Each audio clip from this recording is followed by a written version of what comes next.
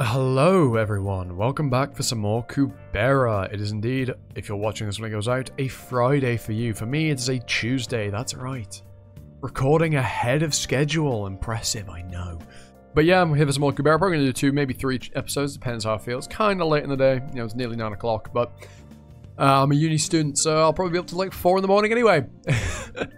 So yeah, let's just crack right into it, I guess. I was told that the passenger ship that left from Eloth will be arriving this afternoon. Have you decided what to do? Oh shit. Have you decided what to do? Yes, Father. Good. I'll follow your lead. So tell me, whose side are you going to take in this fight? Oh, page, no! Keep scrolling. Don't freeze on me. Piece of shit. I fucking hate everything. There we are. I will. Part 2, episode 162. 162? Fucking hell. 126, The Mythical Island 6. Earl Plateau, Temple of Wind. Wow. Whoa. I've been to several temples, but I think the Temple of Wind is the best from what I've seen so far. I'm only taking a look around me, but it's making me feel like I could fly. The garden's really pretty too. It must be hard to manage all that. Taking care of the garden is Mirha's hobby. That's not how I fucking Jesus. This is a shambles already. With just the Bavadi Vayu spell, the trees get trimmed and the ground is cleaned. Wow! You can do all that with that spell? It's usually hard to do something so elaborate with that spell. It's only because it's Mirha. Only possible because it's Mirha. Well, we're here. Go on inside. Mirha is waiting for you. Mirha! Welcome, Lise. Well, I'll be going now. Sure. See you later, Father. Ah, so that's Mirha's father. I heard her father is a priest, too. She studied before she came here. Your name is Lise? Pardon? Ah, yes. My name is Lise Heiss. I hope you and Mirha will be good friends. Simon. Pure blood. 50 years old. Priest of Air Plateau, Sky. Magic rank A+. 9th place magic ranking. 8th place before Ram was promoted to AA. From the planet Carter. Immigrated to Wolverave in D995, 21 years ago. A+ is usually a class reserved for people who fail to pass the barrier test because of differences in attributes in spite of having AA skills. But her is the only person to receive A+ certification for a reason other than the barrier test. Omoshira so, I wonder why. Sure, of course. Nice to meet you, sir. Lise, my secretary will teach you Bavadi Kubera. Wow! Who's saying this? I genuinely don't know who's saying this. Is this Asha? You must have been born with innate luck for friends. People don't usually stick around after you push them away like that. Oh, this is definitely him speaking to Asha. I'm fucking stupid. No matter what happens, you should be grateful to those who support you for the rest of your life. Why didn't you introduce her to a magician earlier when she's clearly so enthusiastic? There's a limit to what she can learn on her own. Just tell me why you wanted to see me. It would take a while to explain in words. Start by reading the papers in front of you. I know what you were thinking when you came all the way here, but what are you going to do about this? As you can see, I found plenty of evidence to ruin that plan of yours. It really blows my mind, Asha. Your attitude hasn't advanced a single step since 11 years ago, while only your ability for satisfying your own desires has grown. It's no work at all for you to make someone feel stupid. Isn't that right? Mirha Simon, quarter, 30 years old. Quarters look half as old as they are. Priestess of Air Plateau, Wind, magic rank A. 16th place magic ranking, 15th before Ram promoted to AA. From the planet Kart. Immigrated to Wolverhaven N5, 11 years ago. Her abilities don't quite look interesting, so she moved here, what, 10 years after her father. Interesting. Abilities don't quite live up to her reputation as a genius when she was a child. But even now, there is no one on planet Wilvrave who can match her wind magic. And yet she's only an A-ranked magician. How many people know about this? Just me, my secretary, since all the information we've gathered comes from different sources. Not even the people who provided us with this information would likely know what it's for. Even if they could see this, most people would just say, "That's strange," and ignore it. But because it's me, and I'm a genius, I feel like that went through our head. I'm looking into what your intentions are behind all of these instructions that you have supposedly given for Lisa's sake. What do you think? You haven't gone that far as to murder a priestess just to destroy evidence, have you? Why are you letting me know about all of this in advance? Well, I guess it's because, in spite of having critical evidence, I'm going to defend you? If I were to defend you without knowing anything, you would probably think that I'm still a pushover who blindly trusts you, wouldn't you?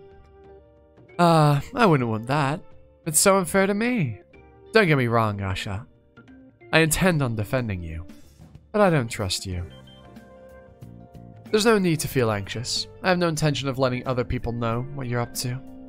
More than anything, I just can't bring myself to tell anyone. Because I feel like it would crush Lise mentally. Yeah, no, it would absolutely fucking ruin her. And, well, I feel like it would both ruin her and also spark perhaps some hope in her and give her a new reason for carrying on, knowing that... At least knowing that there are survivors. Yes, as it was said very, very early on, you know, the death count was 0. As for what that means is, you know, a different story. What does Maruna's Red Sky thing actually do? We assume it's an attack. I presume it is as well. But perhaps it's, you know, capable of doing other stuff. Or someone intervened and something happened. Perhaps Asha. But it might give her a purpose to carry on to try and find, you know, the survivors. It would be such a shame for a sweet girl like her to become as twisted as us. I mean, I'm pretty sure she's gonna end up pretty twisted. Maybe not as twisted as you and Asha, but I think she's gonna end up pretty fucked. Ra wouldn't want his only daughter to fall apart either. So, regarding Lisa's friends, I'll tell her later as I figure it out on my own. You, Asha, will only be known as Lisa's guardian. I'll keep that revolving scheme of yours to myself.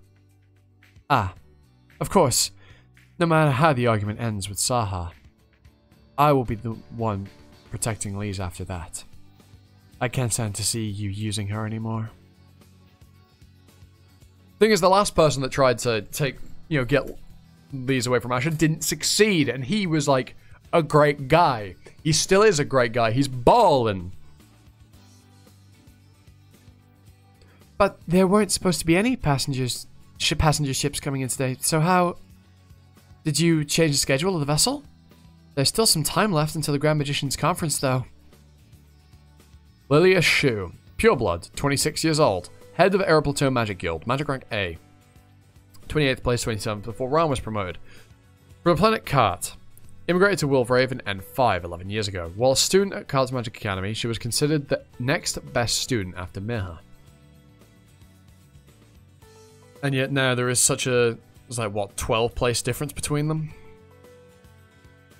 I don't care about when the conference is. Oh, there he is! I was just speaking to this motherfucker. I'm heading to the temple right now. To the Temple of Wind. There he is, our guy. Chapter 29, The Mythical Island. End. Next chapter, Falling Petals. Oh god, I am fucking... I don't expect things are going to be pleasant. You know? Not after what... I mean, things have never been pleasant, if we're being honest, but... Especially after what Claude said. How did it go? With the thing I instructed you about. I found him, but I didn't kill him. Why not? First of all, half of his blood is from Garuda, so I have to be careful about killing him. And secondly, he may have grown recently. but he didn't look strong enough to cause us any worry.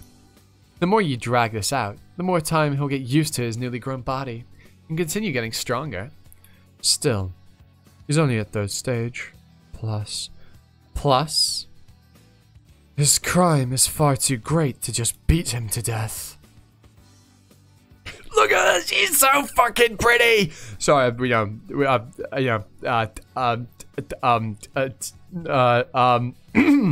getting my dose of cigarium. Cigarium. You know, she's been gone for a couple of chapters. This is pleasant. I'm very happy. I don't intend on spoiling your personal vendetta, but just make sure it doesn't get in the way of our plan. It'll make things hard for us if he shows up again and starts interfering. That won't happen. I've already found a way to keep her from budging an inch. Please. Part 2, episode 127. Falling Petals 1. You said you managed to start floating after studying on your own, right? Could you tell me how you managed to do that? Letter Hollow. Pureblood, 25 years old. Miha's personal assistant. Well... Ron told me not to tell anyone else about it. You're going to have to explain the situation to me in as much detail as possible.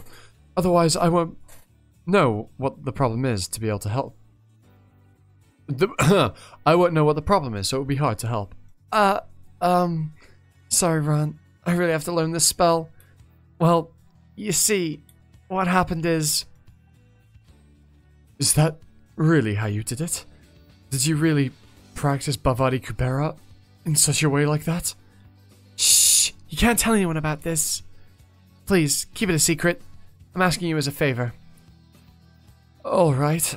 Now, first of all, when you're steering yourself in midair... You already done? You already all done? Yes, though I couldn't check her Bhavati Kubera here. I'm pretty sure that she will succeed almost right away once she tries outside of her plateau.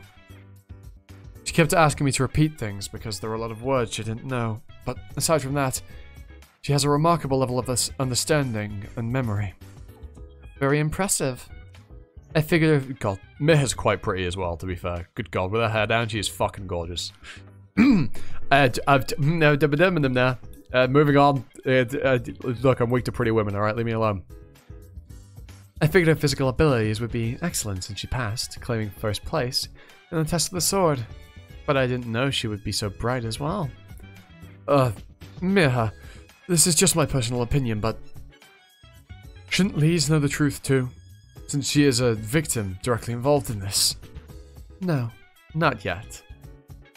Once I have taken Lise away from Asha, and they've grown a little distant, and Lise won't be too shocked by this, then I'll tell her. But the Grand Magician's Conference is right around the corner. Oh, this is her assistant. One sec, let me have a drink. Out of reach!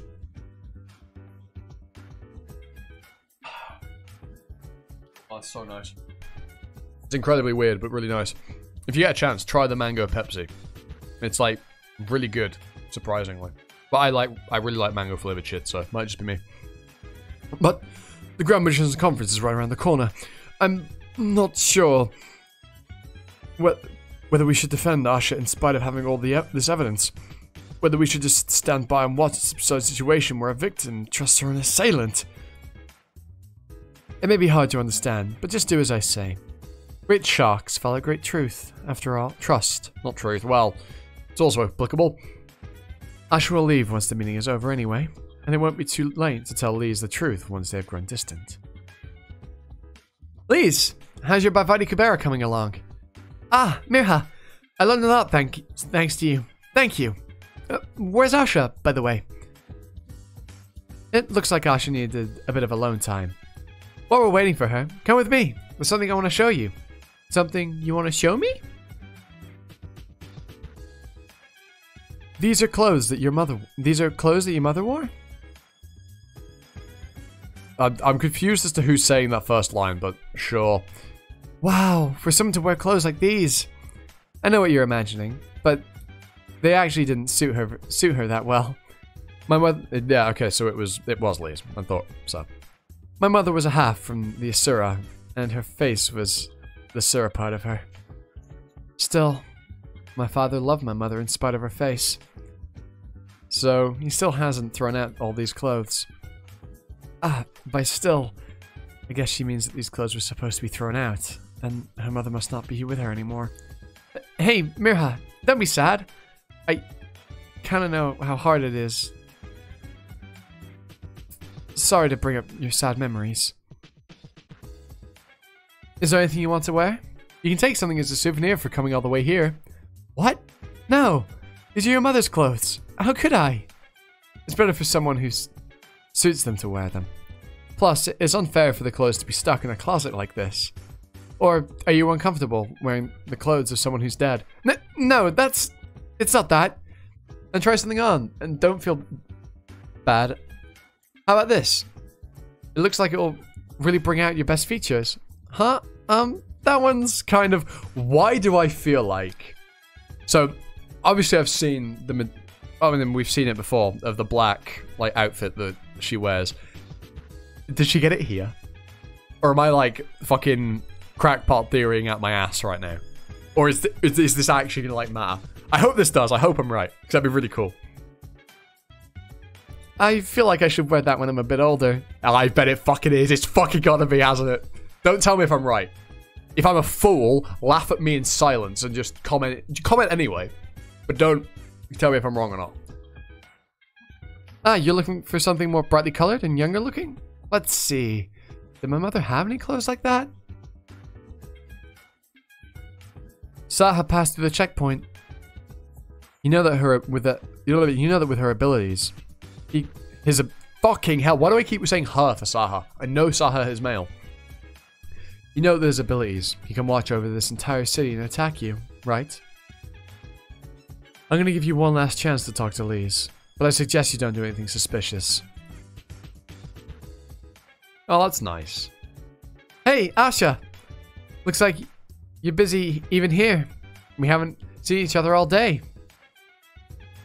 She looks so happy and hopeful. I'm sure nothing bad will happen. Oh no. Oh no. Yeah. I just put this on because Mirha insisted. I'm just trying it on for a minute.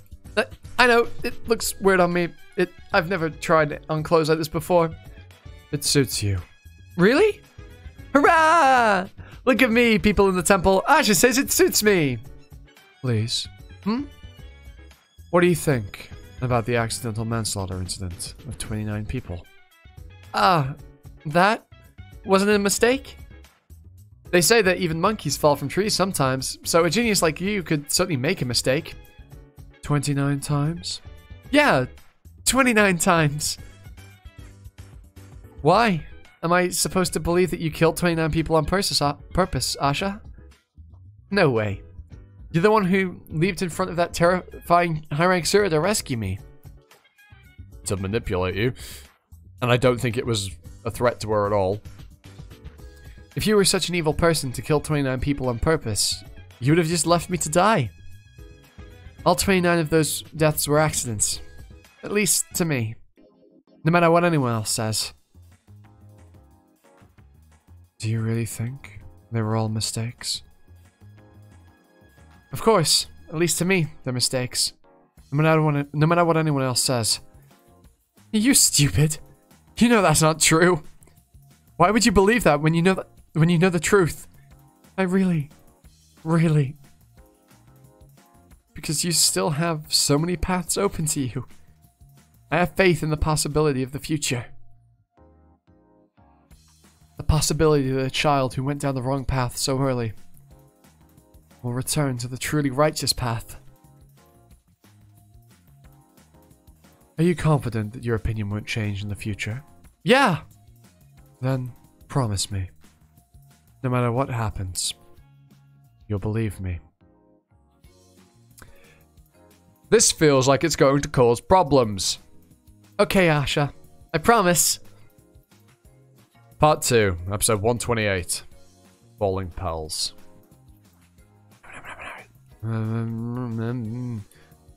Huh? Why are there so many people? Is there some kind of event happening in the temple? Miss Asha, your presence is required immediately. If you cooperate, we will treat you in a way befitting a AA+ level magician. AA+. An A++. Bruh. Let me breathe a sec. Didn't take any deep breaths there, and I got a little, kind of out of breath, but not out of breath, if you get what I'm saying. I was just kind of rambling on and on and on and on and on and on and on without, breathing in. That's something I do quite often in these videos, I feel. But hey, fuck it. But, if you refuse to cooperate and try to escape, or fight back, I've got the hiccups. This is the end for me. It's not. We're gonna keep going. I'm not gonna leave mid-episode. That'd be foolish. It will be seen as... And there's... Fucking hell! Words, please. Mouth, tongue. Do the things properly. It will be seen as an acknowledgement of your crimes, and you will be treated as an A-rank magic criminal. Huh? What's going on all of a sudden? Why are you arresting her? Ron? What are you doing here? What's happening? What's all of this? I'll explain it to you soon. So just step back for now, Lise. With the 29 cases, which were deemed accidental manslaughter, in addition to the 3 remaining unsolved cases, Asha is being charged for the intentional murder of 32 people. What? Alright. Now, since Samfadi is back and we finished surveilling, that's how that's said, Rinhallow, shall we map out a complete picture of the situation? Rinhallow itself isn't a very difficult target right now with our forces. The problem is if someone disrupts our plans.